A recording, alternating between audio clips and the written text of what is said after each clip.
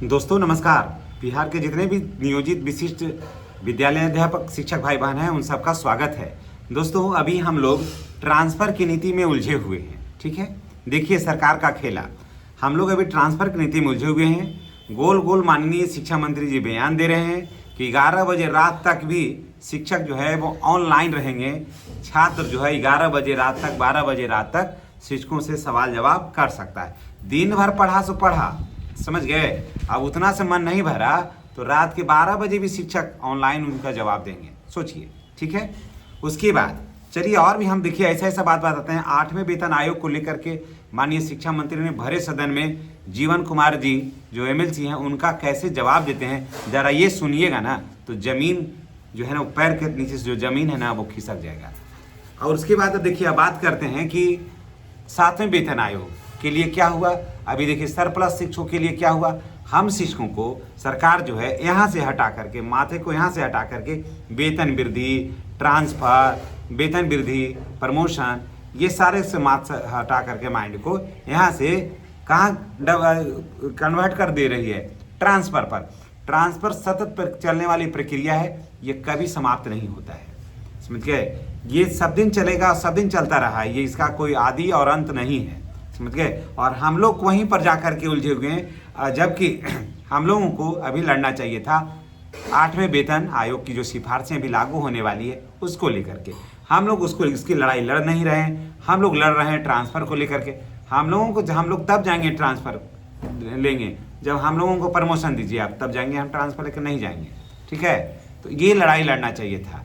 उसके बाद हम लोगों को लड़ाई लड़ना चाहिए था 7वें वेतन आयोग का जो पूर्ण लाभ जो राज्यकर्मी बने हैं उनको नहीं मिल रहा है। तो सोचिए कि जब 7वें वेतन आयोग का पूरा लाभ नहीं मिल रहा है दोस्तों, तो क्या 8वें का मिलेगा? जरा सोच लीजिए। 8वें का मिलने वाला बात है, संभावना ही नहीं है। जो हिसाब किताब अब सरकार जो अपना रही है, पहले बिल्कुल लग रहा था कि हो सकता है कि 8वें वेतन का लाभ ही मिलेगा।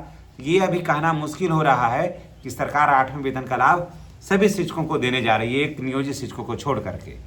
देने का मन बनाई है। इसका सरकार का जवाब जब हम आपको सुनाएंगे, जीवन कुमार जी के सवालों का जवाब जो दिए हैं माननीय शिक्षा मंत्री जी को जब सुनाएंगे ना, तो आपके मन में नफरत का भाव पैदा हो जाएगा। जी हाँ, आपके मन में नफरत हो जाएगा। अब जरा चलिए बात को यहाँ पर नहीं खींचते हैं, बात को वहाँ लेके चलते हैं। जो सदन में जो चर्चा हुई है, जो सदन में जो बातें हुई है और उस बात का जवाब माननीय शिक्षा मंत्री जो दिए हैं, थोड़ा उसको आप समझ लीजिए। देखिए, चाहे तो इसका न्यूज़ का कटिंग या फिर सदन का कटिंग हम आपका न्यूज़ चैनल पर हम जोड़ करके दिखला भी सकते हैं, लेकिन मैंने देखा है कि जहाँ जहाँ मैंने जोड़ा है अक्सर हाँ बाद में जाकर के कठिनाई हुई है और उस वीडियो को हमें यूट्यूब जो कहता है कि उसे डिलीट करिए, तो फिर हमें बहुत कठिनाई होती है। इसलिए मैंने सोचा कि उस कटिंग को हम दिखलाएंगे नहीं, हम बात कहीं आपको सुनवा देते हैं। देखिए क्या हुआ है, सो थोड़ा सा सुन लीजिए अगर आपके पास समय है तब, बाकी मर्जी आपका। देखिए, विधान परिषद जीवन कुमार जी द्वारा शिक्षा मंत्री से पूछा गया कि प्राथमिक, माध्यमिक, उच्च माध्यमिक विद्यालयों में कार्यरत विद्यालय अध्यापक, विशिष्ट शिक्षक, पुस्तकालय अध्यक्ष, प्रधान शिक्षक, प्रधानाध्यापक का जो राज्यकर्मी बने हैं उनको 7वें वेतन आयोग का फिटमेंट मैट्रिक्स या पे मैट्रिक्स के अनुरूप लेवल 1 से लेकर के लेवल 14 तक की वास्तविक वेतन संरचना का लाभ दिया जा रहा है? अगर हाँ तो कब, और नहीं तो क्यों नहीं, ये सवाल था। देखिए इसमें शिक्षा मंत्री क्या कहते हैं।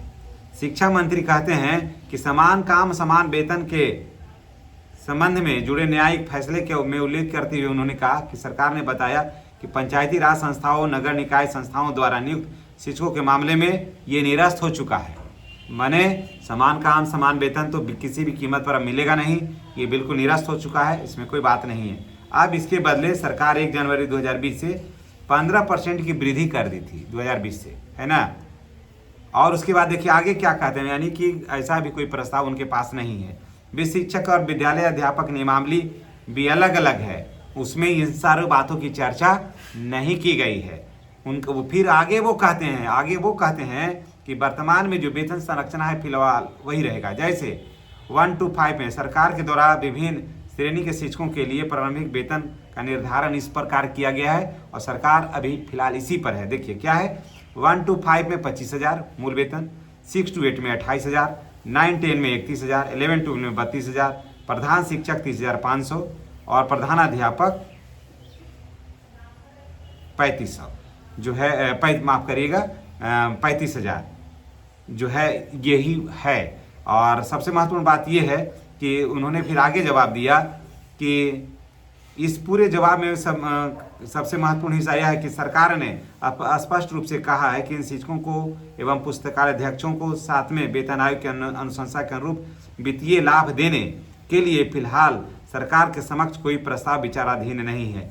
यानी कि 7वें केंद्रीय वेतन आयोग के मूल पे मैट्रिक्स में हूबहू लागू करने का सरकार के पास कोई प्रस्ताव जो है वो लंबित नहीं है। इसलिए ये मानना कि 8वें वेतन का लाभ इन शिक्षकों को 8वें वेतन का लाभ इन शिक्षकों को मिल जाएगा हूबहू वही चीज जैसा कि माननीय शिक्षा मंत्री जी का जो भाषण, जो स्टेटमेंट है, आपने सदन में ये सुना होगा, मुझे नहीं लगता है कि सरकार देने के मूड में। और यहाँ क्या की है कि यहाँ से माइंड को हटा करके, यहाँ से हम लोगों के ध्यान को हटा करके दूसरे जगह पर लगा दी है और हम लोग वहीं पर जाकर के माथा को खपा रहे हैं, पहाड़ में सर को पटक रहे हैं और वहाँ फिर कुछ मिलने वाला नहीं है। प्रखंड चेंज हो जाएगा, ठीक है, हमारा विद्यालय मिल जाएगा, हम 30 विद्यालय का विकल्प आए, इसी बात की चर्चा हो रही है। क्या चर्चा हो रही है कि 7वें वेतन आयोग के पूरे सिफारिश लाभ हम लोगों को मिलना चाहिए, हम राजकर्मी बने, नियोजित शिक्षक जैसे इतना बेहतरीन पद को छोड़ करके विशिष्ट शिक्षक बने, क्या इसका लाभ आपको मिल रहा है? नहीं ना, और मिलेगा भी नहीं। जैसी सरकार की नीयत है ना, वो मिलने भी नहीं जा रही है। सरकार आपको फिर सरप्लस कर दी। सोचिए, सक्षमता परीक्षा दे करके आप आए थे, सक्षमता परीक्षा दे करके आए थे तो आपको उसी विद्यालय में रहना चाहिए था और नियोजित शिक्षकों को कहा था कि आपने परीक्षा नहीं दिया, इसमें विद्यालय छोड़िए, यहाँ ये होना चाहिए था, तब ना मानते। ऐसा हुआ नहीं। फिर वरीयता भी गया। मेरी बात बहुत सारे शिक्षकों को बुरा भी लगेगा, लेकिन बात है जो बात है उसको कहने में हमको कोई संकोच नहीं होता है। फिर वरीयता भी गया, सक्षमता परीक्षा दिए थे, वरीयता बरकरार रहता तब न लगता कि नहीं नियोजित शिक्षकों से इनका वरीयता बरकरार है। सीनियरिटी गायब हुआ ना कि फिर उसके बाद देखिए कालवत प्रोन्नति की बात है। कालवत प्रोन्नति का लेटर निकलने के बावजूद नहीं मिल रहा है। क्यों?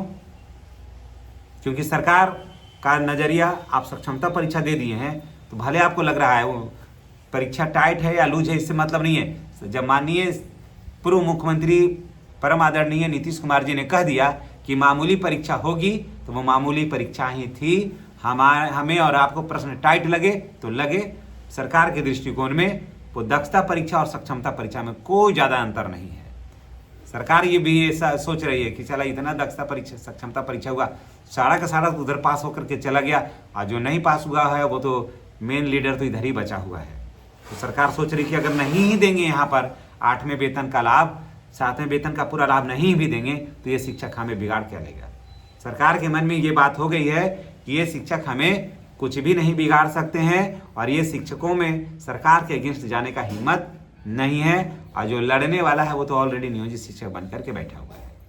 तो लड़ाई तो लड़ने वाला वहाँ पर है तो उसको सब सुविधा मिल रही है और बाकी को नहीं भी देंगे तो क्या, इसमें से जितने भी अभी शिक्षक आए हैं बीपीएससी के माध्यम से वगैरह, तो ज़्यादातर तो बाहर के शिक्षक हैं, वो लड़ाई लड़ेंगे नहीं, उनको वोट देना ही नहीं है तो वो तो बिहार के राजनीति में कोई फेरबदल कर नहीं सकते हैं। दूसरा बात है कि बिहार में अभी जो विशिष्ट शिक्षक बने हैं इसमें ज़्यादातर लोग सरकार बनाने और बिगाड़ने के लिए काम नहीं करते हैं, ये तो जात आधारित वोट करते हैं। जिसके जात का टिकट मिलेगा, विधायक रहेंगे, उसकी जात को वोट पड़ेगा। जिनके जात का चुनाव में अलायंस रहेगा उसके जात को वोट पड़ेगा। तो फिर सरकार क्यों डरेगी शिक्षकों से? इसलिए जितने भी शिक्षक साथी भाई बहन हैं इस पर विचार करिए, ट्रांसफर कहाँ उलझे हुए हैं और सरकार की जो मंशा है वो 8वें वेतन के लाभ से बिल्कुल वंचित करने का ये है। क्योंकि देखिए अब तो 7वां वेतन ही नहीं दिया, क्लियर ही नहीं किया कि क्या होगा, इसका पे स्ट्रक्चर क्या होगा, तो 8वें वेतन का लाभ कैसे मिलेगा, ये बहुत बड़ा यक्ष प्रश्न है। पहले लग रहा था कि सरकार को देगी, लेकिन देखिएगा इसमें बहुत तोड़जोड़ करेगी सरकार, बहुत तोड़जोड़ करेगी। लेकिन अगर अभी 8वें वेतन 7वें वेतन को दम बिल्कुल ठीक कर लेती तो 8वें भले ही नहीं देती, इसको खाली ठीक कर लेती तो 8वें वेतन का लाभ हमारे सभी शिक्षकों को मिलता बेहतर तरीके से। और बाद में हो सकता है सरकार दे, क्योंकि वो तो उसके मन की बात है, लेकिन अभी जो है जो सरकार की स्थिति है वो जो है ना वो ढुलमुल नीति है, वो क्या कहेगी क्या करेगी कुछ भी स्पष्ट दिखलाई नहीं पड़ रहा है। इसलिए मैं तमाम शिक्षक भाई बहनों से यही कहूँगा कि धैर्य से काम लें और संगठित रहिए, नहीं तो सरकार जो है ना वो एक ही अस्तूरा से सबको हलाल करने के लिए रेडी है। चलिए इसी के साथ हम आपसे विदा लेते हैं। नेक्स्ट वीडियो में हमारी और आपकी फिर मुलाकात होगी। बातें पसंद आई हो, जी हाँ, अगर बातें पसंद आई हो तभी चैनल को सब्सक्राइब करिएगा, अन्यथा आपने जो देख लिया है इसी के लिए भी हम आपको बहुत बहुत धन्यवाद देते हैं।